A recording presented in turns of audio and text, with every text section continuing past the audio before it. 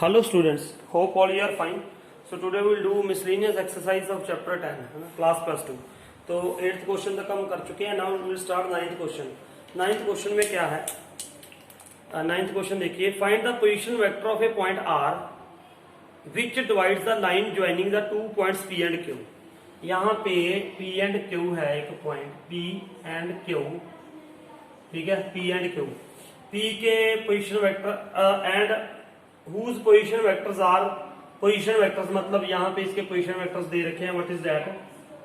देखो 2a ऐसे दे रखा है वेक्टर के रूप में 2a प्लस b और Q के क्या दे रखे हैं a minus 3b. a minus 3b. Find the position vector of a point R which divides the line joining the two points P and Q whose position vectors are 2a plus b and a minus 3b externally in the ratio 1:2. externally का मतलब यहां पे होगा कहीं पे. ये point क्या है यहाँ पे R. एक्सटर्नली डिवाइड करता है इसको 1:2 में. ये रेशियो होती है, ये 1:2 में, ये एक्सटर्नली रेशियो होती है. अब पोजीशन वेक्टर मतलब यहाँ पे ऐसे होगा ना, ये OP होगा, यहाँ पे OQ पोजीशन वेक्टर है और यहाँ पे ये OR है. R के हमें क्या निकालने हैं? पोजीशन वेक्टर तो निकालने हैं ना. तो बिल्कुल सिंपल सा हम कर देंगे. इसका वेक्टर ये ना, इसका वेक्टर 2a प्लस b के रूप में दे रखा है. ये पोजीशन वेक्टर, ये वेक्टर है ये, है ना. और ये वेक्टर क्या दे रखा है? OQ. तो सबसे पहले तो मैं OQ, ये पोजीशन वेक्टर है, ये इसके 0 0 हो गए, ये OK. तो ये पोजीशन वेक्टर ऐसे निकाल दोगे x2 माइनस x1 करके, y2 माइनस y1 करके. तो ये वेक्टर यही आ जाएगा 2a, क्योंकि ये 0 0 है, 2a प्लस b आ जाएगा, ये आ जाएगा, है ना. अब इसका फॉर्मूला क्या होता है? अब देखो यहाँ पे ये क्या हो गया m, ये क्या हो गया n, m/n.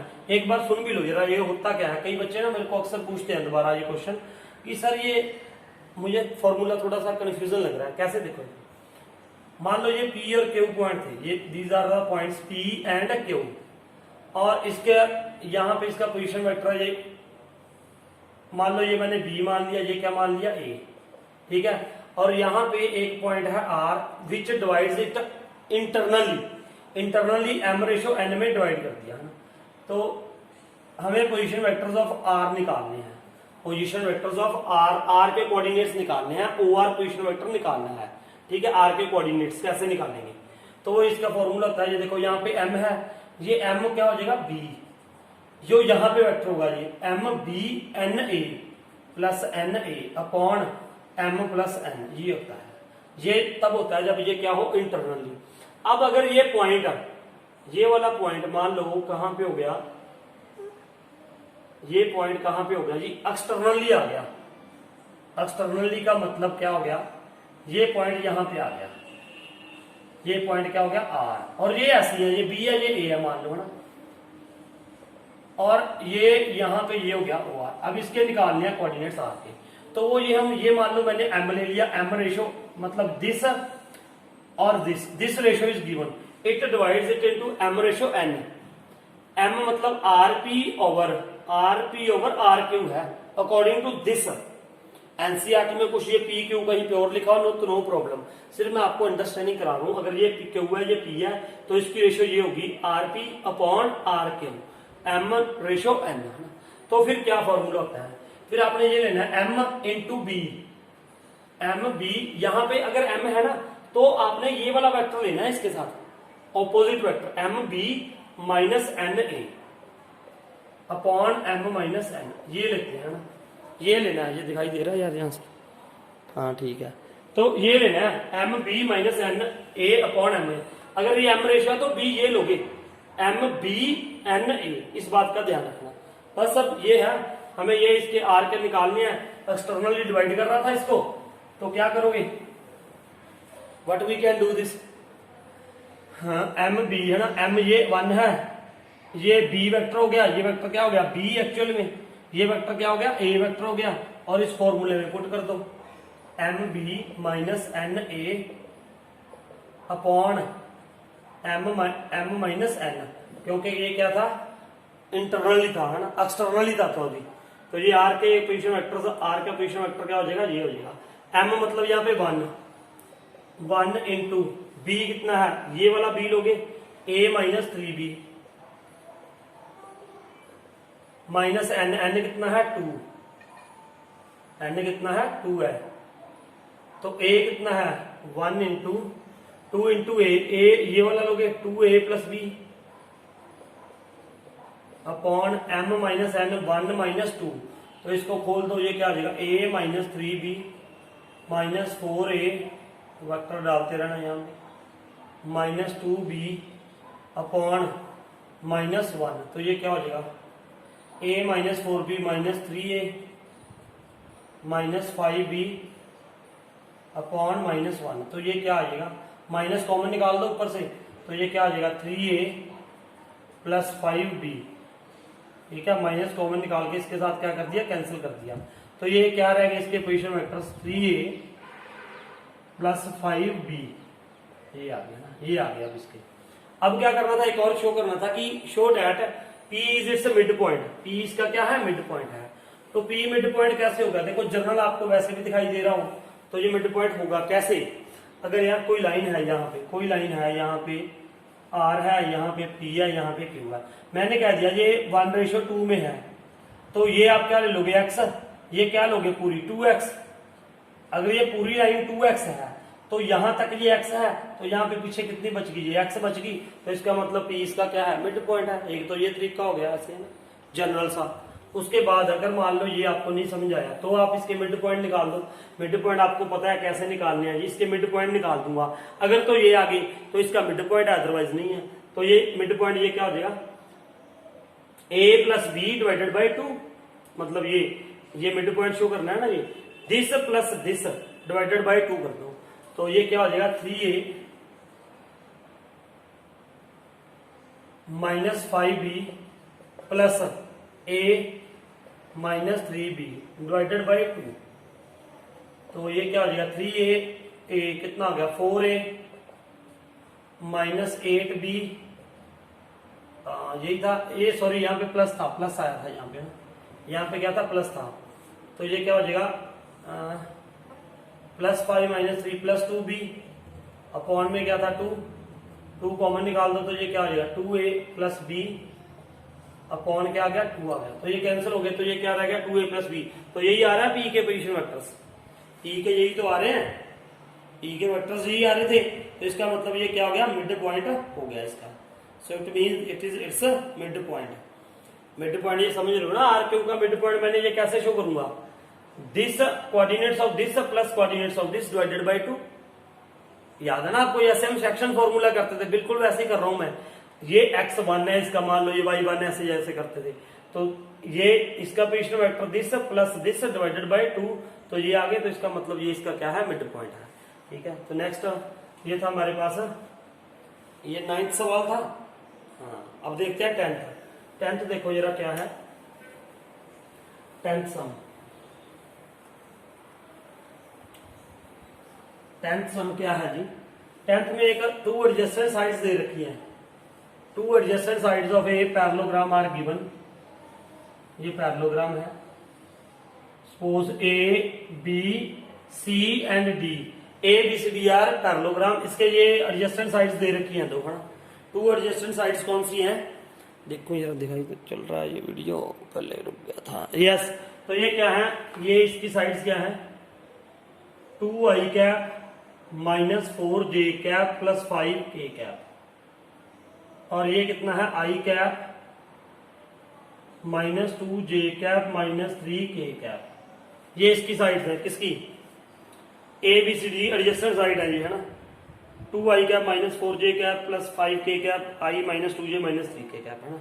तो एक तो निकालना है find the unit vector parallel to its diagonal, तो आपको अभी तक समझ आ गया होगा कि पहले तो इसके डायगोनल, इसका डायगोनल निकालेंगे हम, है ना, इसका डायगोनल क्या होगा, ये होगा इसका डायगोनल, जी इसका क्या हो गया डायगोनल, तो अगर ये इतना है तो ये भी इतनी होगा, क्योंकि opposite sides of a parallelogram are equal, तो ये और ये साइड क्या होगी इक्वल, तो ये इसका क्या बन गया रिजल्टेंट वेक्टर बन गया, है ना, ये ऐसे है ना, ये ऐसे, ये इसका क्या बन गया रिजल्टेंट वेक्टर। तो रिजल्टेंट वेक्टर कैसे बनाते हैं हम, ऐसे करते थे ना, अगर ये क्या है ए है, ये क्या है बी है, तो ये पैरेललोग्राम है, तो ये ए है, तो ये बी है, तो ये क्या हो जाएगा ए प्लस बी, तो ये रिजल्टेंट वेक्टर, पहले रिजल्टेंट वेक्टर निकालो इसका, वो रिजल्टेंट वेक्टर क्या होगा देखो इधर let D is its resultant vector, diagonal है तो इसको प्लस कर दो, 2 + 1 3 i cap -2 -4 -6 j cap +5 -3 +2 k cap.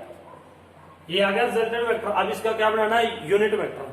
तो यूनिट वेक्टर कैसे बनाते हैं पता ही है आपको। यूनिट वेक्टर बनाने का तरीका क्या है, D vector upon its magnitude. ठीक है, तो ये क्या हो जाएगा, ये वेक्टर आ गया 3 i cap -6 j cap +2 k cap upon divide by its magnitude. Magnitude कितना हो जाएगा इसका, 3 3 9 +36 +4, तो ये क्या हो गया जी 3 i cap -6 j cap +2 k cap divided by ये क्या हो जाएगा √49, 49 का क्या हो जाएगा 7, तो 1/7 लिख दो यहाँ पे, 3 i cap -6 j cap +2 k cap. तो ये हो गया यूनिट वेक्टर। तो आप इसके नीचे भी लिख सकते हो एक एक करके 7 7 7, चेक कर लेना एक बार आंसर। और दूसरा इसका क्या निकालना है, एरिया। तो एरिया तो मेरे ख्याल से आपको आराम से निकाल लेना चाहिए ना। एरिया कैसे निकालते हैं, एरिया कैसे निकालोगे भैया, एरिया क्या क्या फॉर्मूला होता है एरिया का, ये भी चेक कर लेना एक बार, ये चेक कर ही ले यार एक बार। 3/7 3/7 -6/7 +2/7, ठीक है जी, ठीक है। तो अब इसका एरिया क्या होता है, एरिया में ऐसे तो निकालते हैं, क्या निकालते हैं area, magnitude of A cross B। तो A क्रॉस B आपने सीख लिया था कैसे निकालते हैं A क्रॉस B। पहले क्या लिख दो, I J K cap upon इसके कंपोनेंट्स लिख दो, स्केलर कंपोनेंट्स 2 -4 5, और अब इसके लिख दो 1 -2 -3, इसका क्या निकाल दो डिटर्मिनेंट, वो क्या हो जाएगी A क्रॉस B। तो निकाल ही देते हैं एक बार, I कैप ये और ये छोड़ दो, तो ये जैसे हम डिटर्मिनेंट करते थे ना 4th चैप्टर में, बिल्कुल वैसे ही है। 4 3 12 12, 5 2 10 +10 हो जाएगा ये, है ना।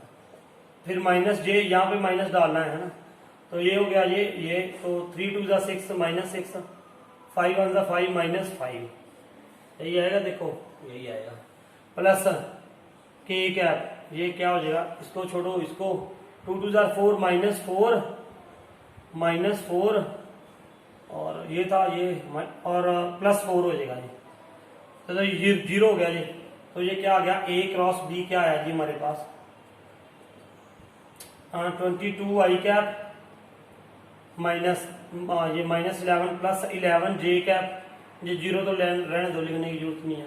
अब इसका क्या करना है, मैग्नीट्यूड, इसका क्या कर दो, मैग्नीट्यूड कर दो। मैग्नीट्यूड कैसे करोगे, √22 का स्क्वायर +11 का स्क्वायर, दिस विल बिकम √484 22 का स्क्वायर +11 11 121, तो ये हो जाएगा मेरे ख्याल से 605 हो जाएगा, 605 यही होगा ना।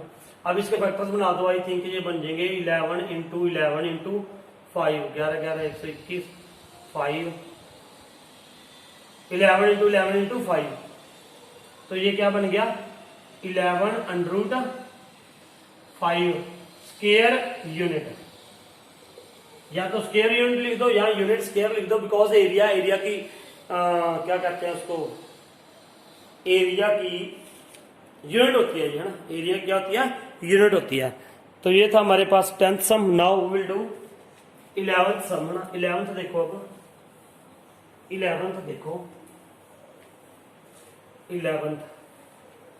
11th में क्या दे रखा है जी, show that the direction cosines of a vector equally inclined to the axis OX OY and OZ are this and this. देखो वो कह रहा है, शो करना है हमें, क्या शो करना है कि यहाँ पे एक ना, ये देखो ये x एक्सिस है, मान लो ये y एक्सिस है, ठीक है, ये क्या है z एक्सिस है, ठीक है, ये ऐसे आप कहीं पे भी ले सकते हो, नो प्रॉब्लम, ये है ना, ये z एक्सिस भी ले सकते हो आप, चलो ये मैंने y एक्सिस लिख दिया तो कोई बात नहीं। तो यहाँ पे एक वेक्टर है, show that the direction cosines of a vector equally inclined, एक वेक्टर है जिसका एंगल इसके साथ और इसके साथ क्या है, इक्वल एंगल है, क्या है, मतलब कोई वेक्टर है यहाँ पे, late us suppose OP vector है, ये x एक्सिस के साथ, y एक्सिस के साथ और z एक्सिस के साथ क्या बना रहा है, इक्वल एंगल बना रहा है, ठीक है। Show that the direction cosines of a vector equally inclined to axis O X O Y and O Z are this. उसने ये बोला कि यहाँ पे कोई वेक्टर है वो एक्स एक्सिस के साथ, वाई एक्सिस के साथ और जेड एक्सिस के साथ क्या बना रहा है, इक्वल एंगल बना रहा है। क्या बना रहा है, इक्वल एंगल बना रहा है। तो शो करो उसके डायरेक्शन कोसाइंस, शो करो, show that the direction cosines ये होंगे 1/√3, 1/√3, 1/√3 है ना। ये था हमारा 11 सम। देखो मैंने आपको बताया था डायरेक्शन कोसाइंस क्या होते हैं। डायरेक्शन कोसाइंस क्या होता है, कोई लाइन जब वेक्टर जब एक्स एक्सिस के साथ एंगल बनाता है, वाई एक्सिस के साथ एंगल बनाता है, जेड एक्सिस के साथ एंगल बनाता है, उन एंगल्स की कोसाइन वैल्यू को, उन एंगल्स की कोसाइन वैल्यू को हम क्या कहते हैं, डायरेक्शन कोसाइंस कहते हैं। अब मान लो एक्सिस के साथ जो एंगल बनाता है वो यहाँ पे इसने बनाया अल्फा, उस एंगल को हम क्या देते हैं, एल कहते हैं। क्या कहते हैं, एल। अब उसने एक्स एक्सिस के साथ क्या एंगल बनाया, सपोज अल्फा एंगल बनाया, तो एल क्या होगा, उसको एल कहते हैं ना, कॉस अल्फा। तो क्या हो जाएगा, कॉस अल्फा। फिर एम किसको कहते हैं, जो वो एंगल बनाता है किसके साथ, वाई एक्सिस के साथ। तो एम एंगल यहाँ पे ये तीनों के साथ क्या बना रहा है, सेम एंगल बना रहा है। क्या एंगल बना रहा है, सेम। तो ये एम इज इक्वल टू क्या हो गया, कॉस अल्फा हो गया। फिर एन इज इक्वल टू क्या हो गया, कॉस अल्फा हो गया। अब मैंने आपको प्रॉपर्टी बताई थी बिगिनिंग में जब ये चैप्टर शुरू किया था, L square plus M square plus N square is equal to 1। आपको ये तो पता चल गया ना, या डायरेक्शन कोसाइन निकाले मैंने इनके।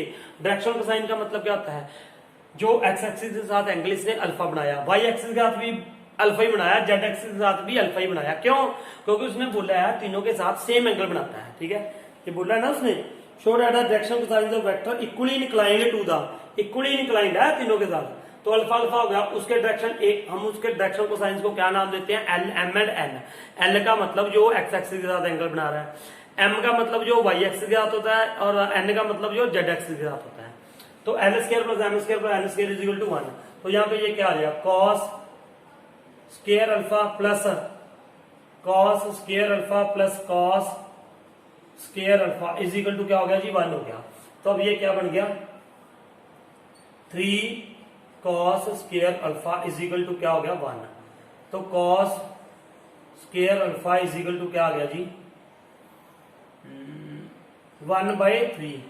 तो कॉस अल्फा क्या आ गया, 1 बाई प्लस माइनस 1/√3 आ गया।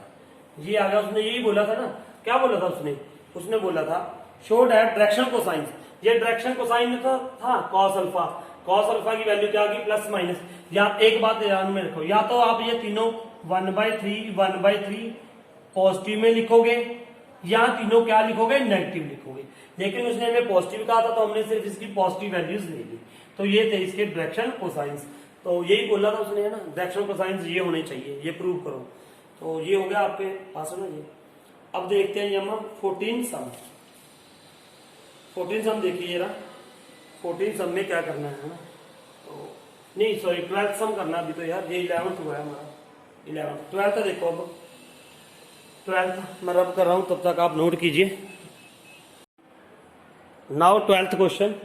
12th क्वेश्चन में क्या दे रखा है, देखो 12th क्वेश्चन में क्या है, यहाँ पे ए वेक्टर है, बी वेक्टर है, सी वेक्टर है एंड डी वेक्टर हमें निकालना है। और कंडीशन क्या दे दी कि D vector is perpendicular to A vector, D vector is perpendicular to B vector and C dot D is equal to 15। ये 3 कंडीशन हमें दे दी है। इसके 2 मेथड मैं आपको सिखाऊंगा। एक तो थोड़ा लेंथी मेथड है ना, तो आपको आना चाहिए, लेकिन अंडरस्टैंडिंग बढ़िया होती है इससे। देखो ये क्या है, डी वेक्टर निकालना है, तो मैंने ले लिया let D vector is equal to X I cap plus Y J cap plus Z K cap. ये निकाल दिया जी मैंने, मान लिया जी कि ये वेक्टर है x I cap plus Y J cap plus Z K cap. ठीक है, ये वेक्टर मान लिया मैंने, जो निकालना था। अब सबसे पहले ये क्या गिवन है, यहाँ पे उसने बोला था डी परपेंडिकुलर ए। जब 2 वेक्टर परपेंडिकुलर होते हैं तो उनकी डॉट प्रोडक्ट क्या होती है, 0। ये आपको पता है। ए डॉट बी अगर perpendicular, A magnitude of A magnitude of B magnitude of A cos theta, cos theta इसमें क्या है, परपेंडिकुलर, तो कॉस 90 आ जाएगा। कॉस 90 क्या है, 0। तो डी डॉट ए क्या होता है, 0 होता है। अब इसकी डॉट प्रोडक्ट कर दो। डॉट प्रोडक्ट आपको बहुत अच्छे से आनी चाहिए। ए और डी, ए और डी ये है, डी ये था, तो ये क्या आ जाएगा 1 into x, x x I cap, I cap तो हट जाएगा ना, देखो आई क्रॉस आई डॉट आई करोगे तो 1 होता है ना। फिर 4 into Y 4y plus 4y, फिर 2 इंटू के 2z plus 2z is equal to क्या आ जाएगा 0। ऐसे ही अब d dot b is equal to क्या था 0 था, तो d डॉट b ये आ जाएगा d, तो ये क्या आ जाएगा 3x माइनस 2y फिर 7z plus 7z is equal to 0 है ना। फिर एक और क्या दे रखा है c dot d is equal to 15, c और d की मल्टीप्लीकेशन कर दो तो ये क्या आ जाएगा 2x, c डॉट d देखो ना 15 दे रखा है, 2x minus y 4 into z plus 4z is equal to 15। ये फर्स्ट मान लो, ये क्या मान लो सेकंड, ये क्या मान लो थर्ड। ये आपको पता नहीं है मैंने कैसे कर दिया, अरे यार ये हमने पढ़ा था ना 2i plus 3j plus 4k, अगर इसको मल्टीप्लाई करना हो 3i plus 2j plus 4k, तो सबको करने की जरूरत नहीं है, आई वाला आई के साथ मल्टीप्लाई हो जाएगा, बस 2 3 जा क्या आ जाएगा 6 प्लस 3 2 जा क्या आ जाएगा 6, ऐसे 4 4 जा 16। ये क्योंकि आई डॉट आई 1 होता है, आई डॉट ये क्या होता है 0 होता है, ठीक है। तो ये मैंने वैसे ही कंसेप्ट करके ये कर दिया।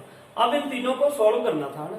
देखो आपने ना अभी ये मेथड सीखा नहीं है, ये 11th चैप्टर में मैं सिखाऊंगा आपको, है ना, कि अगर तीन वेरिएबल वाली इक्वेशन दी हो तो कैसे सॉल्व करना है, तो that we will discuss in the 11th chapter, है ना।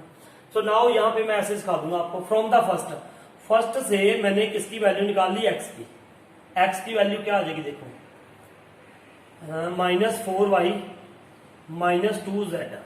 अब ये पुट कर दो सेकंड में भी और थर्ड में भी, तो वहां से x खत्म हो जाएगा, इक्वेशन किस में रह जाएगी y और z में। जब दो इक्वेशंस आपके पास y और z में होंगी, दो वेरिएबल में, तो उसको आप अच्छे से सॉल्व कर सकते हो by elimination, by cross multiplication और बाय सब्स्टिट्यूशन, ठीक है। तो मैंने वैसे किया। अब सॉरी x की वैल्यू इसमें पुट कर दो, इसमें पुट करोगे x की वैल्यू मैं सीधा कर रहा हूं -12y -6z -2y plus 7z is equal to क्या आ गया 0 आ गया। तो ये क्या आ जाएगा -12y -2y -14y -6z plus z equal to 0। ये इक्वेशन बन गई एक। तो अब दूसरी बनाते हैं यहां से ना, ये वैल्यू x की थर्ड में पुट कर दे तो 2 है यहां पे, ये क्या हो जाएगा -8y -4z -y plus 4z is equal to 15। देखो ये देखो, अगर यहाँ पे ये कैंसिल ना होता तो ये y और z में इक्वेशन आया नहीं थी, एक ये आ गई y z में, एक ये आया थी, तो दोनों को सॉल्व कर लेते। लेकिन यहाँ पे आपको और अच्छा हो गया, अभी 4z -4z प्लस 4z क्या हो गया कैंसिल हो गया, तो ये क्या रह गया -8y -9y is equal to 15। तो y इज इक्वल टू यहां से क्या आ गया y इज इक्वल टू -15/9, तो ये क्या आ गया 3 5 जा 15 3 3 जा 9। तो y की वैल्यू तो मेरे पास मिल गई क्या, y इज इक्वल टू क्या आ गया -5/3, ये y की वैल्यू आ गई। अब x की ये निकली हुई थी ना, x की वैल्यू क्या थी, अब इसमें पुट कर दो आप, ये वैल्यू आ गई, ये y z वाली है ना, ये इसमें पुट कर दो पहले -14y plus z is equal to क्या था 0, यहां पे वैल्यू पुट कर दो -14 into -5/3 plus z is equal to 0। तो ये क्या आ गया 70/3 plus z is equal to 0, तो z इज इक्वल टू क्या आ गया -70/3। तो आप ऐसे ही आप x की वैल्यू निकाल लो। x की वैल्यू कैसे निकालोगे, यहाँ पे निकाली थी हमने x की वैल्यू, ये वाली वैल्यू, तो यहाँ पे पुट कर दो आप x is equal to -4 into y -4 into y, y की वैल्यू क्या आई थी -5/3 -5/3 -2z -2 इंटू z की क्या है -17/3 है ना। तो इसको सॉल्व कर लो अब x की वैल्यू को, तो ये क्या हो जाएगा +20/3 प्लस 140/3, तो ये कितनी आ जाएगी 160/3। चेक करना यार जरा, ये सही है, कैलकुलेशन चेक कर लो जरा, ये कैलकुलेशन है गलत, तो -4y, y की वैल्यू यही आई थी 4 5 23, 2 7 14 और प्लस 41 40/3 160/3 है ना। चेक कर लेना इसको अच्छे से कि कहीं ये गलत ना हो जाए, है ना। तो उसके बाद ये x y z की वैल्यू मिल गई हमें। अब इसमें पुट कर दो, ये माना था हमने डी वेक्टर x की वैल्यू क्या आई 160/3 आई कैप प्लस y कितना आया था -5/3 j कैप प्लस z कितना आया था -70/3 k कैप। ये वैल्यू आ गई जी, ये डी वेक्टर आ गया ना। एक बार चेक भी कर लेता हूं मैं आंसर। ये था ये हमारा 163 - 5j प्लस 70k आ रहा है ना, प्लस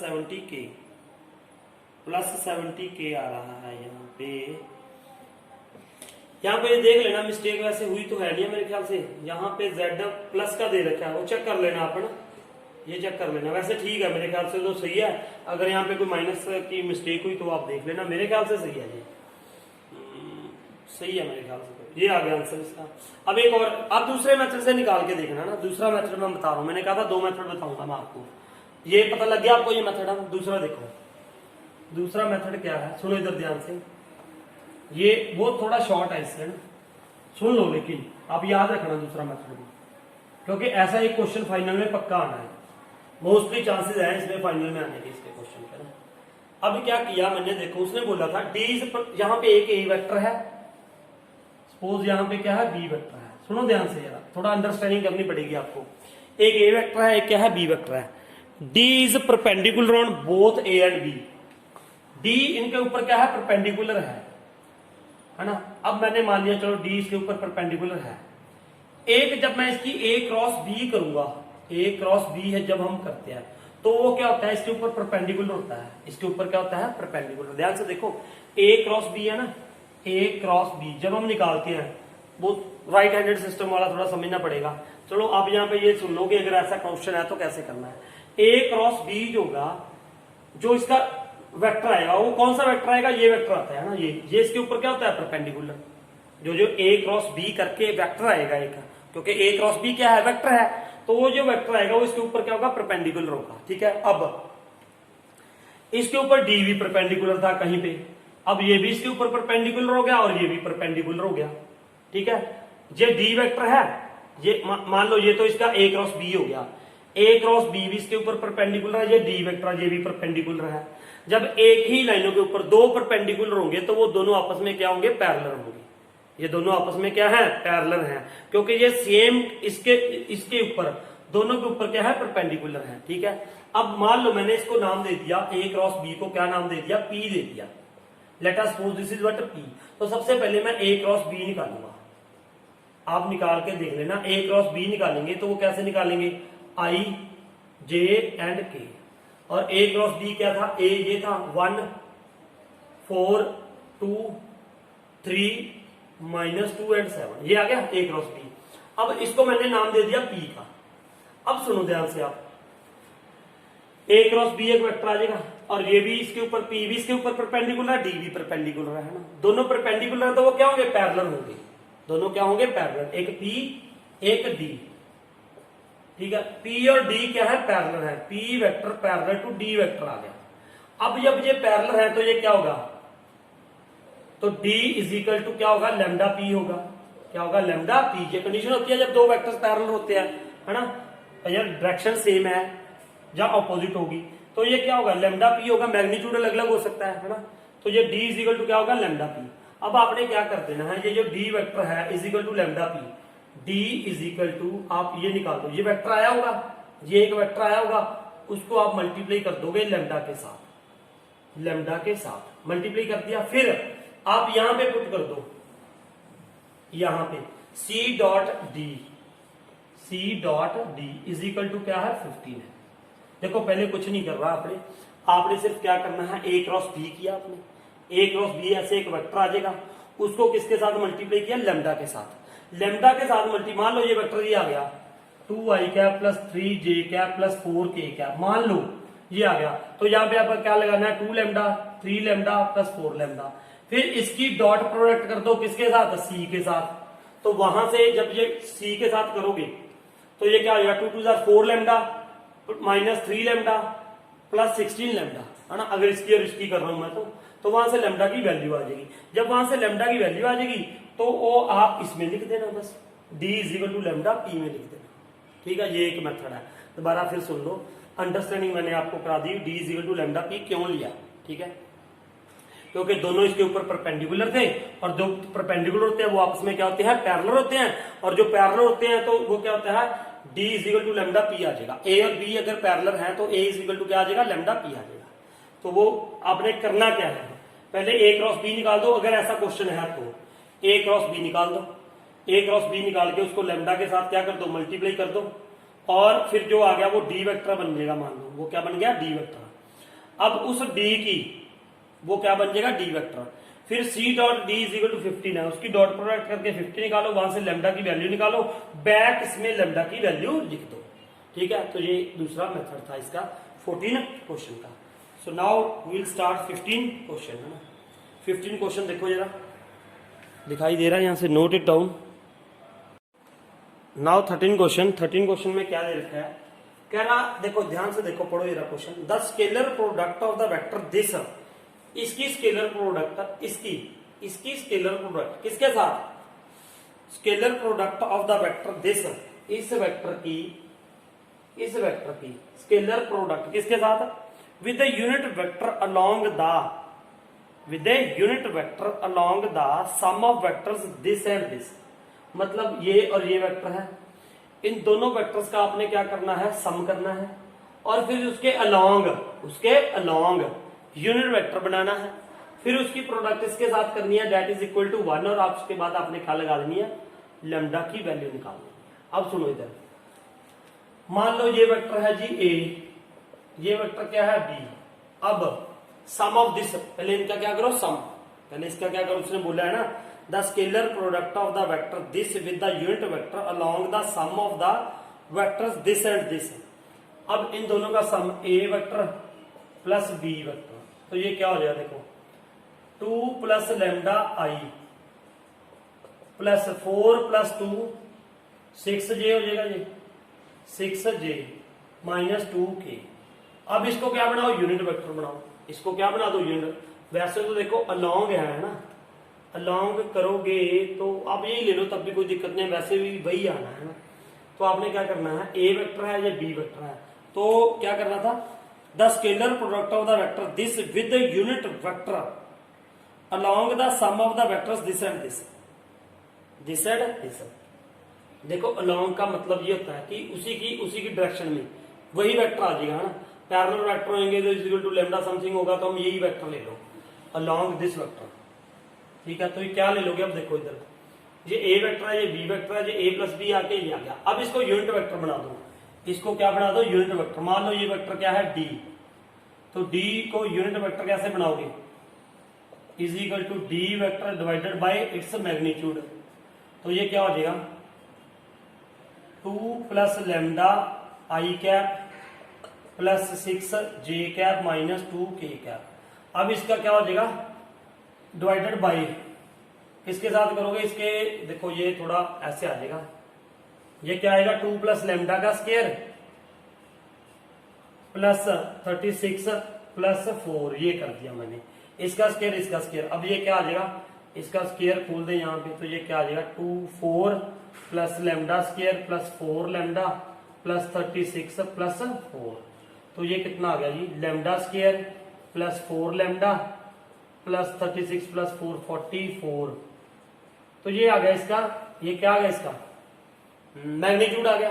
तो इसके साथ इसको क्या करते हो, डिवाइड। ठीक है, अब ये इसके साथ क्या कर दिया, divide, lambda square plus 4 lambda plus 44। अब ये बन गया जी unit vector, this is a unit vector along this, है ना।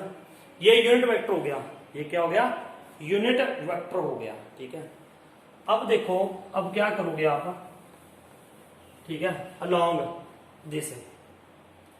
अब क्या करना है, ये हमने क्या करेंगे, अब इसकी और इसकी क्या करोगे, डॉट प्रोडक्ट, इसकी और इसकी क्या करोगे, dot product, that is equal to क्या है, 1। तो मैं यहां पे लिखूं i plus J plus K dot ये क्या आ जाएगा 2 plus lambda I plus 6 J cap plus -2 K cap -2 K cap upon इसके नीचे सबके नीचे क्या है मान लो इसको मैंने ना वैसे भी नाम दे दिया इसको यार इसकी जगह पे मैंने वैसे लिख दिया पी लिख दिया सपोज इसकी जगह पे क्या लिख दिया मैंने पी इसको क्या लिख दिया पी दोबारा लिखने के बजाय मैंने इसको शॉर्ट में दे दिया नाम पी ठीक है मैंने शॉर्ट में नेम क्या दे दिया पी यहां से दिखाई तो दे रहा है यहां पे मैंने क्या लिख दिया पी लिख दिया ना थोड़ा सा मैं कैमरे को मूव कर लूं ठीक है अब ठीक है ना ये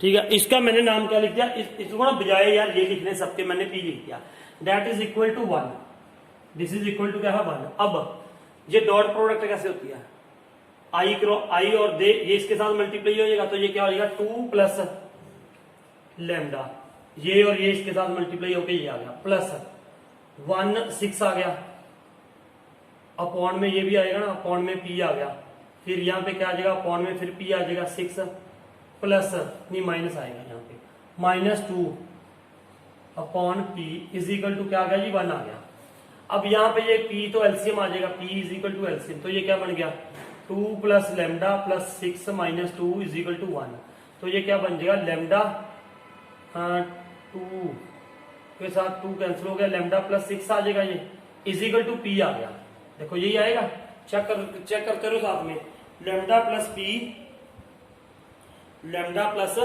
6 इज इक्वल टू क्या आ गया पी आ गया अब मैंने यहाँ पे वैल्यू लिख दी इसकी lambda plus 6 is equal to P की वैल्यू ये लिखूंगा अंडर रूट में था ये क्या था अंडर रूट में lambda square plus 4 lambda plus 44 अब स्केयर हटाना है लेमडा की वैल्यू निकालना है तो क्या करो स्केयरिंग ऑन बोथ साइड कर दो स्केयरिंग ऑन बोथ साइड इसका स्केयर करोगे तो ये अंडर रूट हट जाएगा बस तो ये क्या आ जाएगा lambda square plus 36 plus 12 lambda is equal to lambda square plus 4 lambda plus 44 ये स्केयर वो स्केयर हट गया अंडर रूट का है ना ये इसके साथ कैंसिल हो गया तो लेमडा स्केयर के साथ लेमडा स्केयर कैंसिल हो गया ये 12 lambda -4 lambda is equal to 44 -36 तो ये कितना आ जाएगा 8 लेमडा दिखाई दे रहा है यार यहां से ऊपर किया था कैमरे की सेटिंग है 8 लेमडा इज इक्वल टू ये कितना आ जाएगा 8 ही आ जाएगा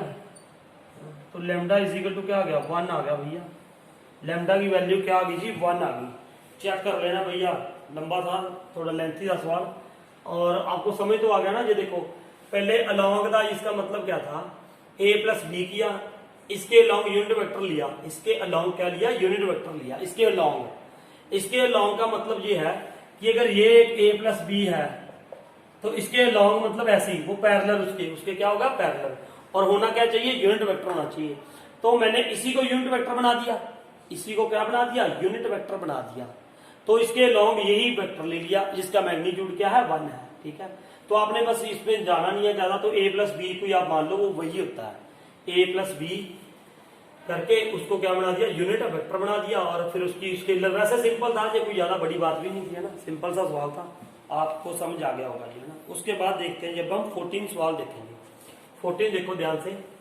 14 पढ़ो आप तब तक है ना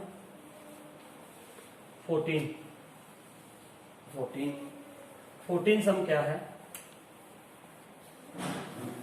14 देखिए 14 में क्या करना था हमने 14 में if A B C are mutually perpendicular vectors of equal magnitude देखो ए बी सी तीन म्यूचुअली परपेंडिकुलर है ना तो यहाँ पे 2-3 चीजें इकट्ठी दे दी उसने ए वेक्टर है बी वेक्टर है और सी वेक्टर है और ये म्यूचुअली परपेंडिकुलर है और इनका मैग्नीट्यूड क्या है इक्वल है तो मैग्नीट्यूड मैंने ये ले लिया मैग्नीट्यूड इसका ये equal to this equals to this is equal to हमने कोई भी ले लिया इसका ना let us suppose this is equal to lambda तीनों का मैग्नीट्यूड क्या है इक्वल है मैग्नीट्यूड एक स्केलर क्वांटिटी है तो मैंने इक्वल टू क्या ले लिया लेमडा ले लिया ठीक है उसके बाद तीनों म्यूचुअली परपेंडिकुलर है म्यूचुअली परपेंडिकुलर है तो क्या होगा A dot B is equal to 0 होगा म्यूचुअली परपेंडिकुलर का मतलब ये तीनों आपस में परपेंडिकुलर है तो ए डॉट बी 0 होगा बी डॉट सी क्या होगा, 0 होगा, और सी डॉट ए भी क्या होगा, 0 होगा।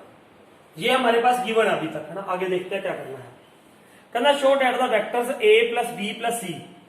उसने बोला एक वेक्टर हो गया तीनों को प्लस करके, ए प्लस बी प्लस सी, ये एक वेक्टर बन गया अलग से तीनों को प्लस करके, ठीक है, एक वेक्टर है। Is equally inclined to A B and सी।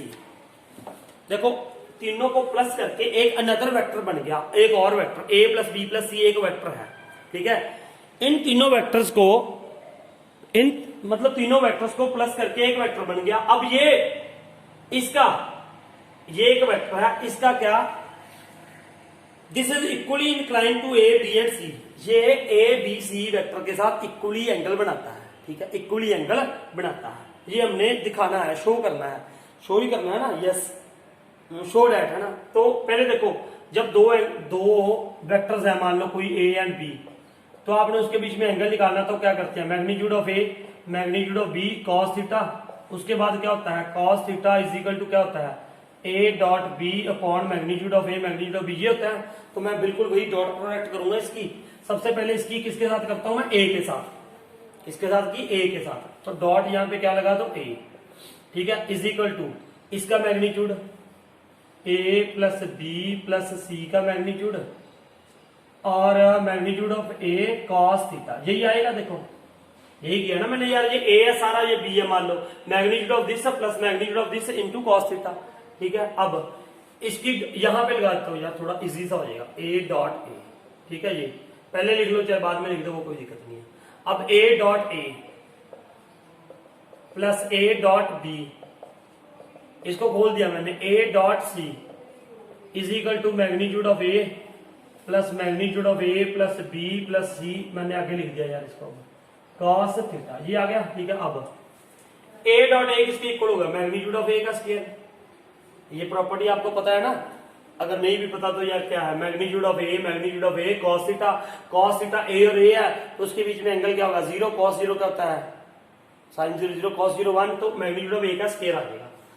अब ए डॉट बी ये कितना दे रखा था मेरे पास, 0 0 आ गया, प्लस ए डॉट सी कितना दे रखा था, 0, ये भी 0 आ गया, is equal to magnitude of A plus B plus C cos theta, ठीक है। अब देखो, अब यहां पे ये मैग्नीट्यूड ऑफ ए का स्क्वायर, इसका मैग्नीट्यूड मैंने क्या लिया था, चाहे आप मत नाम ही लोगे तो कोई भी दिक्कत नहीं है, अगर नहीं भी लेते तो कोई बात नहीं, आप इसको ऐसे ही रख लो तब भी कोई दिक्कत नहीं है।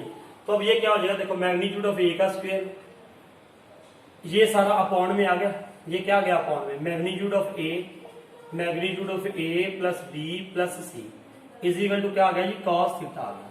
तो एक ये कैंसिल हो जाएगा इसके साथ, तो क्या रह गया जी, थीटा क्या आ जाएगा यहां से, अगर मैं निकालूंगा तो कॉस इनवर्स, ये क्या आ गया, magnitude of A upon magnitude of A plus B plus C, ये आ जाएगा। अब एक ये तो ए के साथ आया, अब बी के साथ आप जब करोगे, बी के साथ देखो कुछ नहीं करना आपने, सिमिलरली कर देना है। यहां पे मैं क्या करूंगा, B, but I will write here B, यहां पे क्या आ जाएगा बी,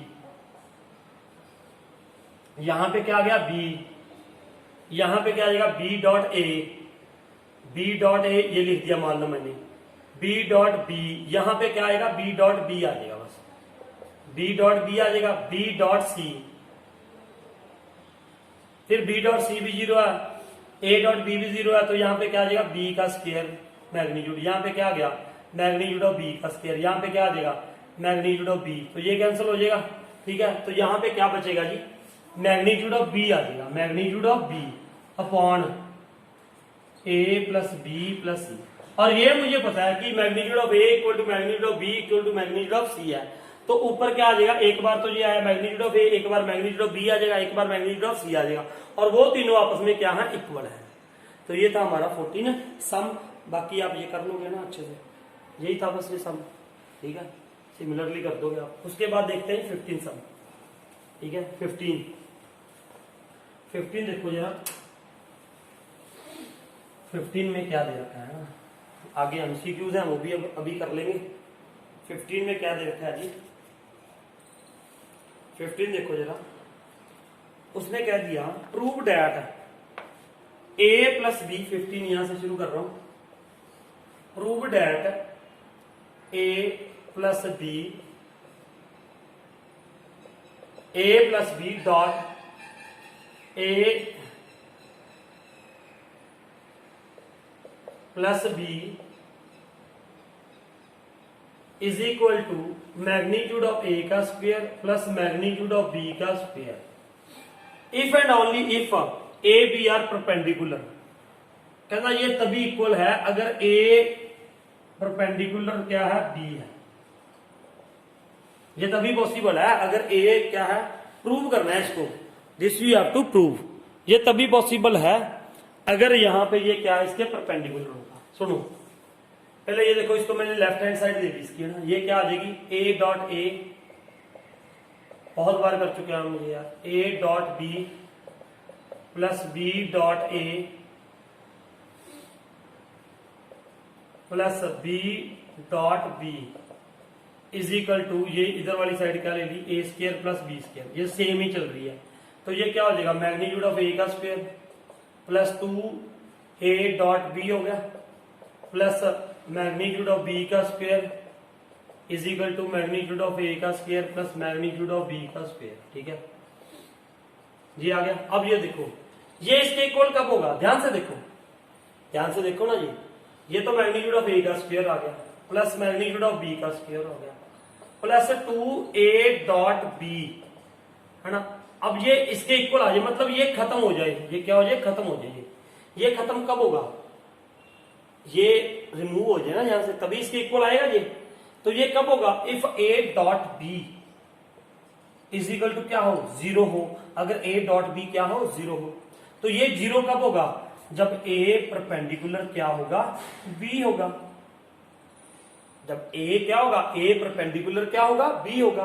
क्योंकि अगर a b परपेंडिकुलर है तो a डॉट b क्या होती है, 0 होती है। क्यों, क्योंकि magnitude of a magnitude of b cos theta, और cos थीटा क्या आ जाएगा, 90, तो cos 90 क्या होता है, 0। तो ये हो गया, बस आपने ये करके ये दिखा देना है कि this is equal to magnitude of a plus magnitude of b का square if a dot b equal to 0, और a डॉट b 0 का मतलब means a perpendicular on b। तो ये था हमारा 15 सम, है ना। अब देखते हैं 16 सवाल। 16 देखो जरा, 16 में क्या करना है हमने, 16 देखो जरा, MCQs है तो 16 हम देखो, if theta is the angle between the two vectors a and b। 16 sum देखो, if theta is angle between the a vector है एंड b वेक्टर है, theta is angle between them, if theta is angle between the two vectors a and b then a dot b greater than 0, a dot b greater than equals to 0 only when, आगे conditions दे रखी है ना, आगे क्या दे रखी है conditions. अब देखो a डॉट b, तो यहां पे क्या होगा, magnitude of a magnitude of b, तो cos थीटा हो गया ग्रेटर देन इक्वल टू 0, और उसने दे भी दिया यहाँ पे, है ना, a is not equal to 0, b is not equal to 0, यहाँ पे दिया नहीं हुआ, okay okay okay okay okay okay okay, हाँ नहीं भी दिया, कोई दिक्कत नहीं है। Theta is angle between them, है ना। तब ये देखो, अब ये ग्रेटर देन इक्वल टू 0 कब होगा, जब देखो a है, एक vector magnitude of a magnitude of b, ये भी पॉजिटिव रहेगा, ये भी पॉजिटिव रहेगा। ठीक है, अब ये डिपेंड करता है cos थीटा पे। देखो यहाँ पे magnitude of a magnitude of b, ये तो पॉजिटिव लेते हैं, मैग्नीट्यूड तो हमेशा क्या होता है, पॉजिटिव होता है, तो ये भी पॉजिटिव है, ये भी पॉजिटिव है।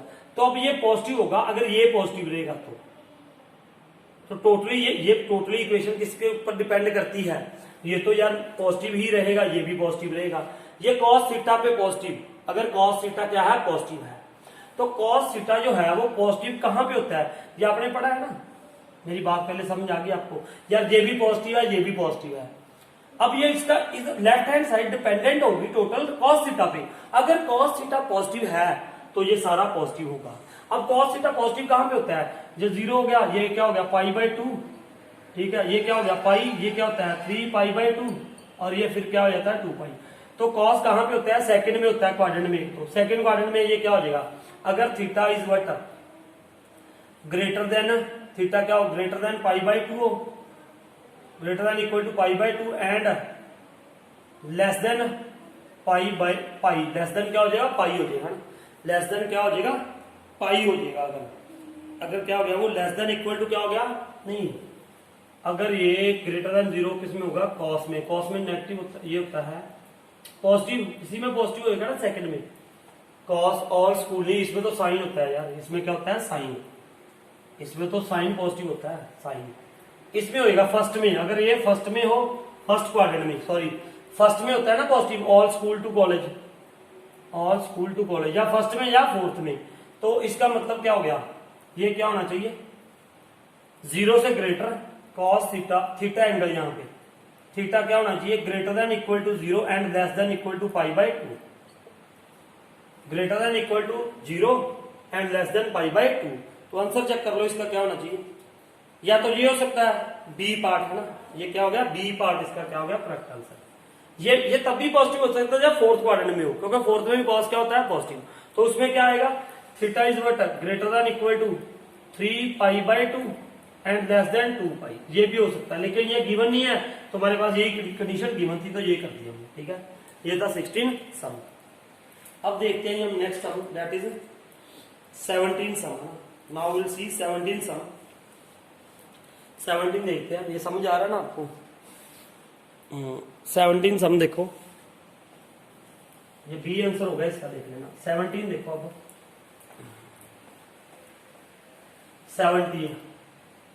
17 देखो क्या है,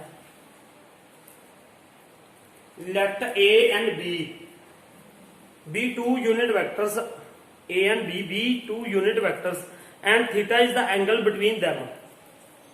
ए and B unit vector, unit vector है तो इसका मैग्नीट्यूड 1 होगा और बी का भी मैग्नीट्यूड क्या होगा 1 होगा, ठीक है। Let A and B the 2 unit vectors and theta is the angle between them, theta उनके बीच में एंगल है। Then A plus B is a unit vector, then A plus B is a unit vector if, देखो अब वो कह रहा है ए बी यूनिट वेक्टर है, बी यूनिट वेक्टर है, A plus B is the unit vector, अब A plus B is a unit vector, ये बताओ कब यूनिट वेक्टर होगा, है ना, ये यूनिट वेक्टर कब होगा, ए प्लस बी यूनिट वेक्टर कब होगा, जब इसका मैग्नीट्यूड क्या आएगा 1 आएगा ना, जब इसका मैग्नीट्यूड क्या आ जाएगा 1 आ जाएगा, ये देखो जी आ गया, जब इसका मैग्नीट्यूड क्या आ गया 1 आ गया। अब इसको हम क्या लिख सकते हैं, देखो स्केलिंग ऑन बोथ साइड कर दिया मैंने, स्केलिंग ऑन बोथ साइड कर सकते हैं, कर सकते हैं, ये था ना मैग्नीट्यूड, स्केलिंग ऑन क्या कर दिया बोथ साइड, मैंने स्केलिंग ऑन क्या कर दिया जी बोथ साइड, है ना, कर सकते हैं भैया, कोई दिक्कत नहीं है। तो अब स्केलिंग को क्या लिख दोगे आप, A plus B dot A plus B, ये क्यों लिखा, पहले मैंने 1 क्यों लिखा, उसने बोला था कि this is a A plus B is a unit vector if, तो मैंने लिख दिया कि ये यूनिट वेक्टर तब होगा अगर इसका मैग्नीट्यूड क्या होगा 1। उसके बाद मैंने क्या कर दिया स्केलिंग ऑन बोथ साइड, फिर ये प्रॉपर्टी क्या होती है A plus B dot A, तो अब ये कर दो A dot A plus A dot B plus B dot A plus B dot B is equal to 1, है ना। अब ये क्या हो गया मैग्नीट्यूड ऑफ ए का स्क्वायर, ये क्या हो जाएगा 2a डॉट बी, क्योंकि कॉम्यूटेटिव होती है ये a dot B is equal to B dot A, और यहाँ पे क्या आ गया मैग्नीट्यूड ऑफ बी का स्क्वायर इज इक्वल टू 1। अब ये कितना हो गया a और b, इसका मैग्नीट्यूड क्या है 1 1, तो यहाँ पे क्या आ गया 1 प्लस 2ab, इसको लिख दो magnitude of a magnitude of b cos theta plus ये 1 आ गया इज इक्वल टू 1। अब ये देखो, अब ये 1 तो इसके साथ क्या हो गया कैंसिल हो गया जी, ठीक है, ये 1 इसके साथ क्या हो गया कैंसिल हो गया ना। अब देखो जरा ध्यान से क्या हो जाएगा, बट यू कैन डू, अब देखो जरा ध्यान से, या इसको कैंसिल मत करो, अभी ऐसे लिख लो आप, ये क्या आ गया 1, ये 1, तो ये क्या हो जाएगा 1 प्लस 1 2, 2 प्लस 2 मैग्नीट्यूड ऑफ ए, ये भी क्या आ जाएगा मैग्नीट्यूड ऑफ ए क्या है 1, मैग्नीट्यूड ऑफ बी क्या है 1, तो ये क्या आ गया 2 cos theta is equal to 1, ठीक है। अब ये हो गया, अब यहां से 2 क्या निकाल दो कॉमन, तो ये क्या रहेगा 1 plus cos theta is equal to 1, दिखाई दे रहा है यहां से आपको, ये देख लू मैं चेक कर लू। अब ये देखो ये क्या था 3 का, ये क्या आ गया 2 1 plus cos theta is equal to क्या आ जाएगा 1/2 आ गया। फिर कॉस थीटा क्या आ गया 1/2 माइनस 1, तो cos theta is equal to क्या आ गया -हाफ। अब ये कहां पे होगा ये चेक कर लो आप। वैसे जो गिवन ऑप्शंस है जैसे इसमें मैंने आपको ये बता दिया cos theta is equal to -half. पहली ऑप्शन है π/4, तो ये तो हो ही नहीं सकती, पहला क्वाड्रेंट आ जाएगा, पहले क्वाड्रेंट में नेगेटिव होता नहीं है। π/3 ये भी नहीं हो सकती, क्यों नहीं हो सकती, पहला क्वाड्रेंट आ गया, पहले में नेगेटिव होता नहीं है। दूसरा π/2 cos π/2 0 होता है, ये भी नहीं होता, तो क्या बचेगा 2π/3, तो थीटा इज इक्वल टू क्या आ गया 2π/3। अगर नाम भी गिवन हो तो आप निकाल भी सकते हो, देखो कैसे, ये कहां पे वैल्यू होती है पाई कॉस में, cos 60 पे होती है ना, आई थिंक cos 60 पे है ना, ये यहां पे करके दिखा दूं, cos theta is equal to minus cos, ये होती है 60 पे होती है ना, आई थिंक π/3 पे होती है, ये π/3 होगा ना। cos में कहां पे होती है ये, cos में ये वैल्यू 1/2 cos में 60 पे होती है ना, π/3 पे होती है। तो अब ये इसको क्या लिखोगे, cos theta is equal to cos pi plus π/3 लिख दूं, यहाँ पाई माइनस π/3 है ना। सेकंड क्वाड्रेंट में ये किस में चला जाएगा, cos पाई माइनस π/3 को क्या लिखोगे, cos π/3 लिखोगे, आगे क्या साइन आ जाएगा, माइनस आ जाएगा, तो ये 3 पाई माइनस पाई क्या हो गया 2π/3 आ गया। ठीक है, तो ये था इसका आंसर। ठीक है, ये पता चल गया ना ये कंसेप्ट। ये क्या हो जाएगा cos 3 पाई माइनस π/3, तो ये 2π/3 आ गया, ये आंसर इसका आ गया। ठीक है जी, अब देखिए 17 क्वेश्चन,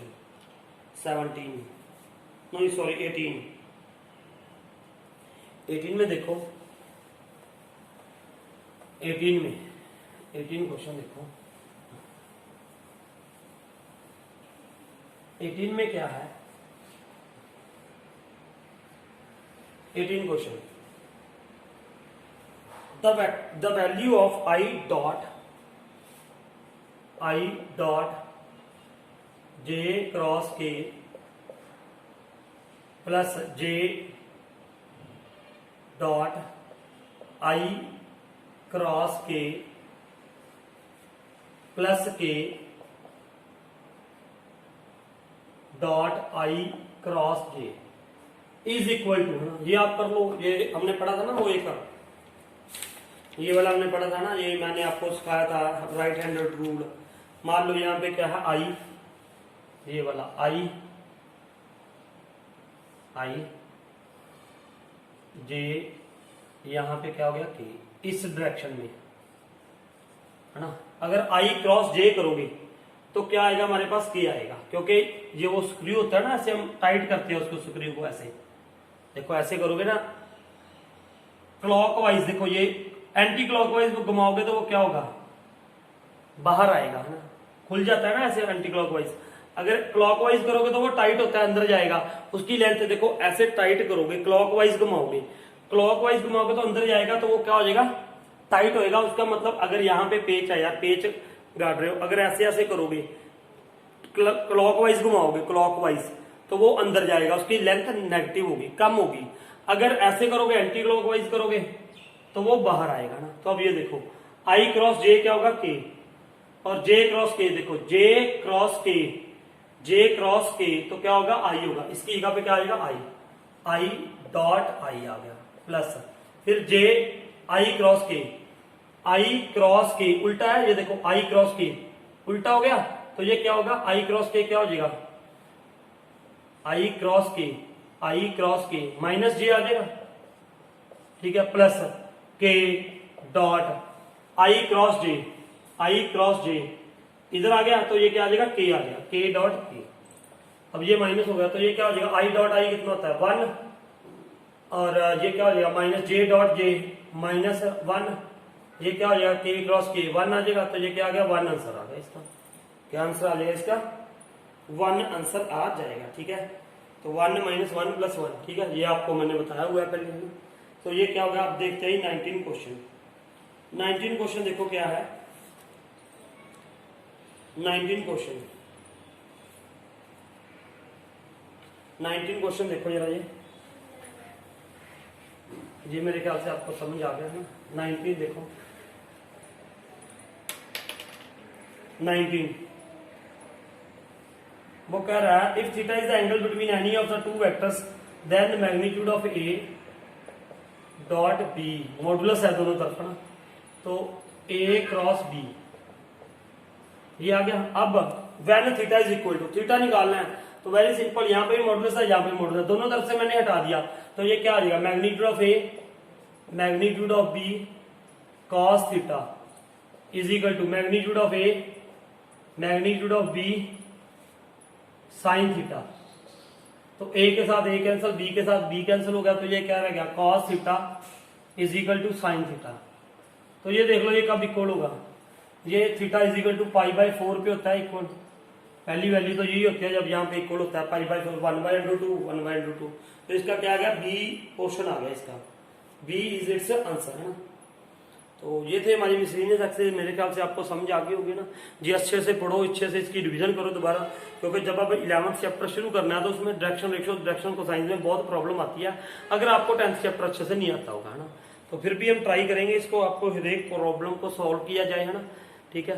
सो अच्छे से करो इसको रिवीजन है ना, हर एक फॉर्मूला याद करो है ना, कुछ नहीं है, बिल्कुल आसान है, डॉट प्रोडक्ट और वेक्टर प्रोडक्ट जो भी हमने इसमें पढ़ा है, ठीक है।